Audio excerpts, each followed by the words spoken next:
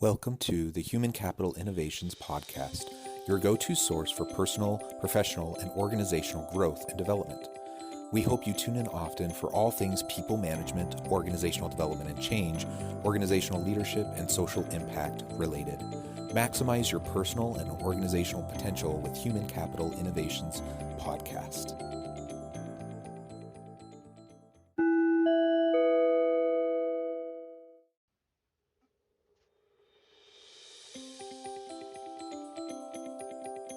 Welcome to the Human Capital Innovations Podcast. In this Inc. Insights HCI podcast episode, I explore the recent Inc. video, Steve Jobs, 5 Principles for Success.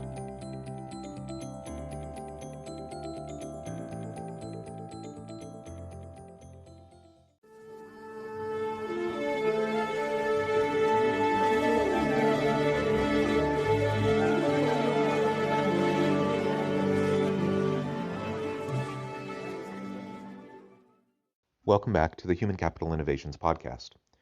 In today's HCI podcast episode, we're starting a new Inc. Insights series where I'll explore recent Inc. videos. Today, I'll be looking at the recent Inc. video, Steve Jobs, My 5 Principles for Success.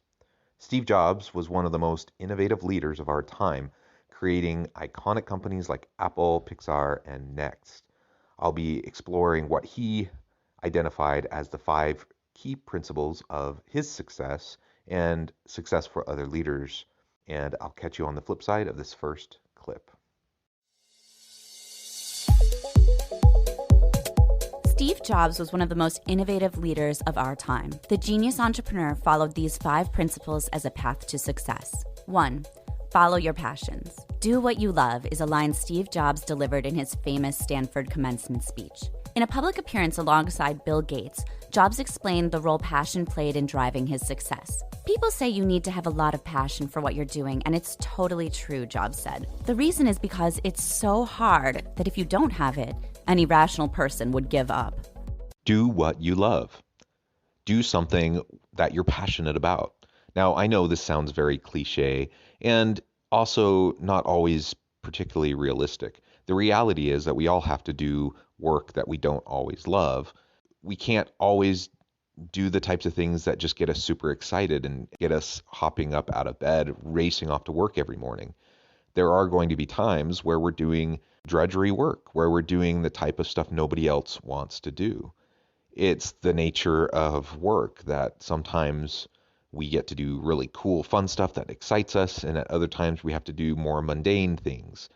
So I don't think Jobs is suggesting that we only do work that is always going to be exciting. And in fact, that's not sustainable to be working at a passion level and a high energy level all the time. We simply can't do it. And it will lead to burnout if that's what we're trying to accomplish. But if we recognize the importance of having passion and a balance in the type of work that we're doing, then I think we can accomplish what Jobs is talking about. I know that some of the things that I do, I really love doing, and I get excited about it. And even if I don't feel like doing something on a particular day because I'm feeling a little bit lazy, I know it's meaningful. I know it's impactful. I have passion for the topic. I know I'll be able to help people through what I'm doing. And so I get up and I do it. But that doesn't mean there aren't technical things I need to do or more mundane types of things that I need to do to see my idea through to implementation, or so that I can actually have the impact that I'm looking for. That's just the nature of it. But if I'm doing something that I hate each and every day, I think everyone understands how clearly that's not going to drive sustainable effort over time. I made a decision early on in my career to switch my focus from something I was quite good at, but something I honestly couldn't see myself doing for the rest of my career. And as a result, I made a pretty huge shift, a gigantic pivot, and ultimately towards something that I could see myself having more sustained passion around. And that has been one of the best decisions I ever made. And it certainly has driven a lot of the successes that I've seen throughout my adult life and throughout my career. So let's not be quick to throw this one away, even though I know a lot of people think that it's kind of fluffy and it's cliche, we can find balance and we can do something that we're passionate about and something that we love. 2. Simplify everything. Simplicity is the ultimate sophistication, Jobs once said. Jobs strive to build simplicity into everything from design to strategy. When Jobs returned to Apple in 1997 after being fired 12 years earlier, his first initiative was to slash the number of product offerings by 70%. He wanted Apple's engineers to focus on the 30% that was left, or what Jobs called the gems. Simplifying everything. It's a pretty simple concept. And as someone who strives for minimalism in my life as a general principle and rule, this one really resonates with me. Simplifying everything doesn't mean watering things down. It doesn't mean not working hard to be thorough in your industry and providing meaningful products and services that people will value. Actually, quite the opposite. Focusing on more specific elements and simplifying actually can drive greater market success because you're focusing in on those elements that you're really good at, that have the most promise. And so often we find ourselves spinning our wheels around this huge catalog of offerings that ultimately we just cannot see through. We just don't have all of the resources to put the attention towards each of those elements. And so what Jobs did, and greatly reducing Apple's product line and focusing in on what their hidden gems were, what they were really doing well, it makes a lot of sense.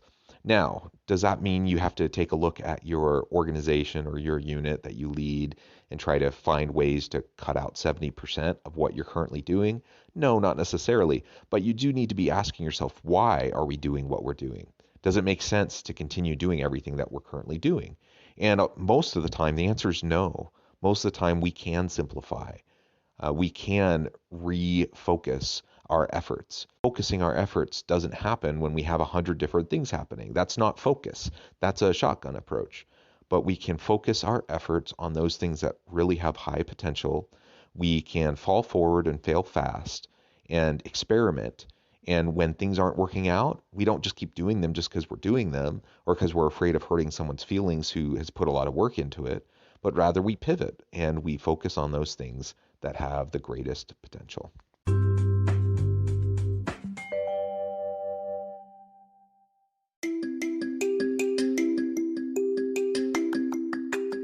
I'm excited to announce the publication of my new book from HCI Press, Bluer Than Indigo Leadership: The Journey of Becoming a Truly Remarkable Leader. Early in my adult life, I learned about an Asian proverb that translates as bluer than indigo. If you think about the color indigo, it is a brilliant, deep, and vibrant blue, what some would call the bluest of blues. To have something that is bluer than indigo is rare and truly remarkable. Contrary to popular myth, there is no one-size-fits-all or cookie-cutter approach to effective leadership. There's no silver bullet, no secret sauce, no go-to model that will solve all of our problems. The truth is, great leaders have all had their unique strengths and flaws, and have all had to discover and then pave their own distinctive path in their life's journey to fulfill their leadership potential.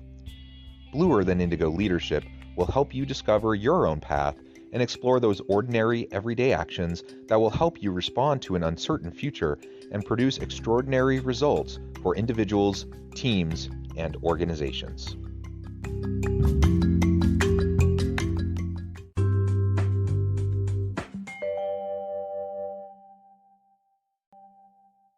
Three, unleash your creativity. Jobs once said that the secret to creativity comes down to trying to expose yourself to the best things that humans have done and then try to bring those things into what you're doing. For example, Jobs roamed the kitchen appliance aisles to get ideas for the Apple II. Jobs studied the Ritz-Carlton before opening the first Apple store. Creativity doesn't just happen.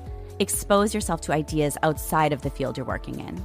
Now, many people believe that they're not creative.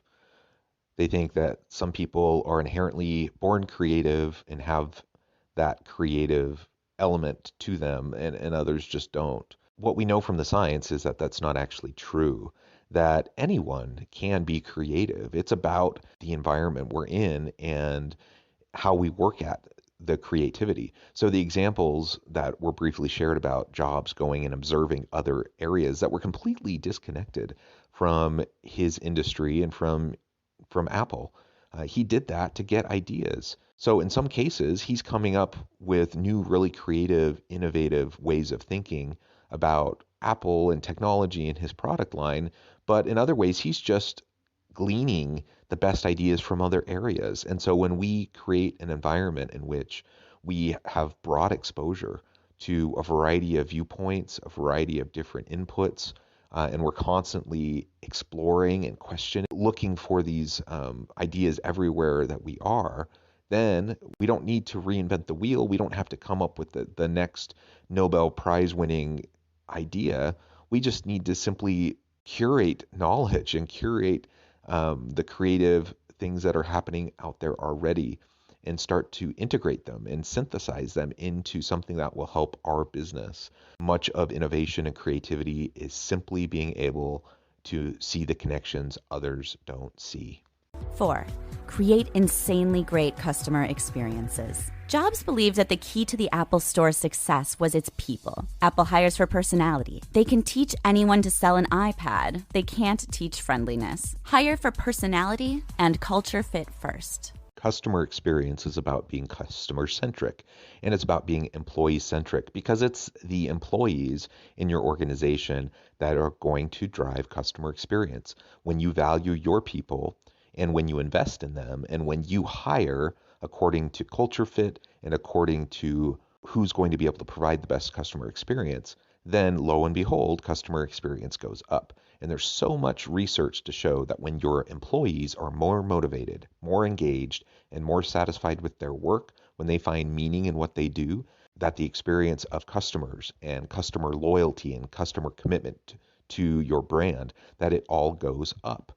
So if we want to create an amazing customer experience, we need to value our people and we need to have a people-centric organization.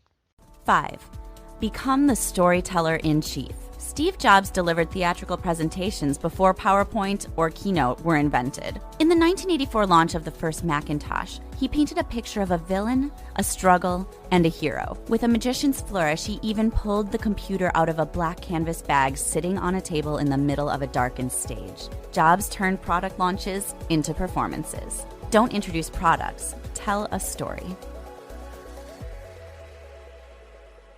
Learning how to tell a compelling story is always a great leadership tip. As leaders, we have to sell, and we may not be selling products to customers, but we're selling ideas and we're selling vision and strategy to our people. And so in order to do that, we need to be able to tell a compelling story. Now, that story needs to be data driven. It needs to be connected back to metrics and data and reality. But we have an opportunity to translate that data. We have an opportunity to translate the analytics and metrics that we have at our fingertips and tell a compelling narrative around that data that then can help drive commitment towards the vision or the strategy or the purpose that we're defining for our people, and helping them to have a clear understanding of what they need to be doing moving forward, setting clear expectations and helping them know how they can leverage the company's story to better the lives of their people and the customers that they serve. I appreciate you joining me for this Inc. Insight episode. And as always, I hope you stay healthy and safe, that you can find meaning and purpose at work each and every day. And I hope you have a great week.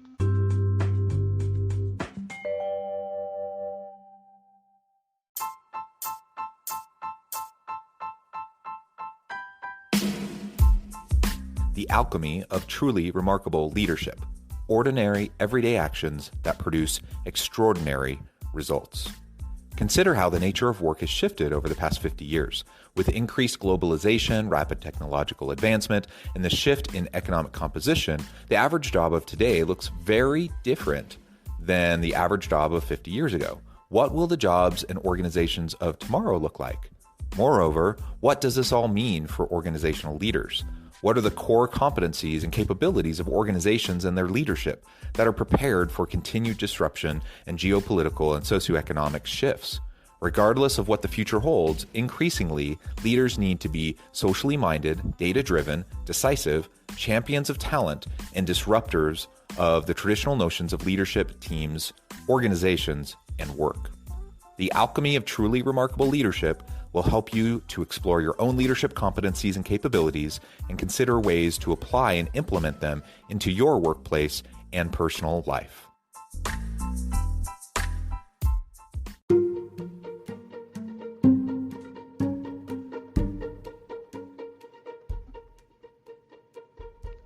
Check out Human Capital Innovations magazine, Human Capital Leadership. Human Capital Leadership is a free, interactive e-magazine with the mission to help individuals, leaders, and organizations find innovative approaches to maximize their human capital potential. We publish issues quarterly in August, November, February, and May. Take a look at the latest issue and let us know what you think.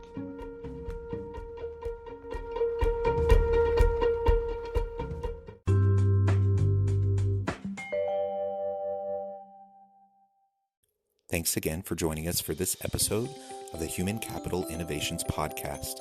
I hope you stay healthy and safe and that you have a great week.